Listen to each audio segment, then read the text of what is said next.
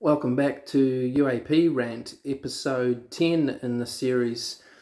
Today's episode we're going to talk about another person post or pre and post World War II, related to the previous few podcasts where we were talking about certain people historically that seem to be tied up in the common underlying theme of field repulsion science, that being Douglas Tor, Dr. Ning Lee and Otis Carr.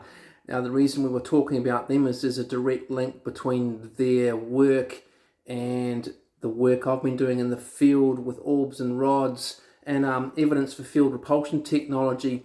Whether or not these orbs and rod are NHI, technological, or a combination of technological and natural is still in question, and more research in the field is required. But with high resolution videography and stills, we've been able to look at the morphological structure of these orbs and rods, and in previous episodes discussed their possible mechanics in terms of counter-rotating bisected rings and spindles and generating repulsion fields with a build-up of polarized charge to overcome inertia and gravity. So we can go right back to Viktor Schauberger, even before Otis Carr.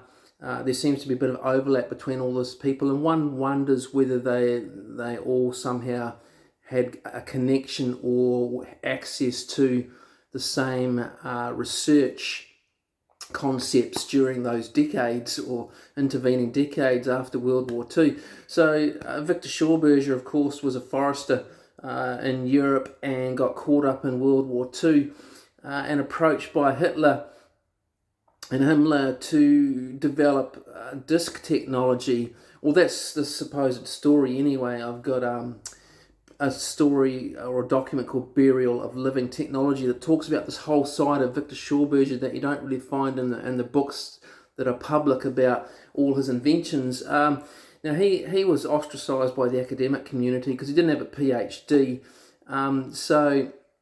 But what happened was he developed some sort of implosion or rotating implosion technology, disc technology, and supposedly trialed this disc, and it was the power it had to overcome inertia was so profound that it shot up in the air. It glowed with I think it was a greeny blue glow from what I remember. I'll have to read the article again. But he developed this disc technology that did that, and after World War II, it's hard to determine what happened. The story goes that he was approached to go to the United States through, I think it was the 60s or the 70s, I can't quite remember. And when he and his brother were in the United States, they met with some officials over there, and he essentially signed over his rights to any technology related to field repulsion science or disc technology. And his brother knew that because he could read the English document that he signed, and Viktor Schauberger couldn't. So he went back to Europe without any further access to this disc technology. Now, the reason I bring that up is because there's a connection there between this rotating disc technology and field repulsion and overcoming inertia and the effects of gravity. And again, all of Viktor Schauberger's work reminds me of what we're looking at in the field with orbs and rods, and the idea of counter-rotating bisected rings around these orbs or these spheres, and these rods that seem to have these counter-rotating spindles around them. Now, we've got a paper on this coming out. Now, we've just published the first paper from the lab, EnergyScapes lab, onto the ResearchGate platform. I think we've had difficulty with reviewers getting it into a journal because we've had people say that it's all camera artifacts and cheap gear, so we can't rely on any of it, and other reviewers that are very positive and say this should be published. So what we're going to do is publish the whole series under the lab or EnergyScapes lab with DOIs and ResearchGate to make it accessible so it can be cited.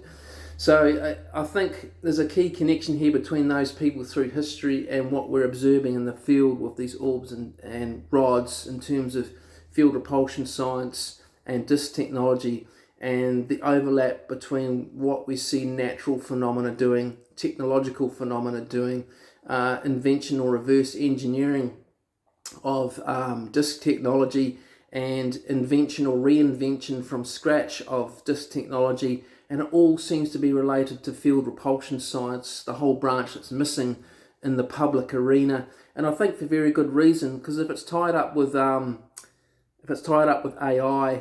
NHI, and alternative energy systems, and also probably a more historical connection in terms of ancient history as well, then that technology is quite coveted and highly valuable, because it totally replaces a lot of existing engineering systems to do with combustion engines, of course.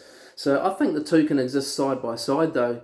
If we get the economics right, there's no reason we can't have this transition between, for the likes of Elon Musk and his propulsion technology advancements to colonize space, and this other technology alongside it that supplements that in terms of deep space, and getting out deeper into the solar system and beyond. So with the right approach, I think this is all going to work quite nicely. A bit of upheaval along the way.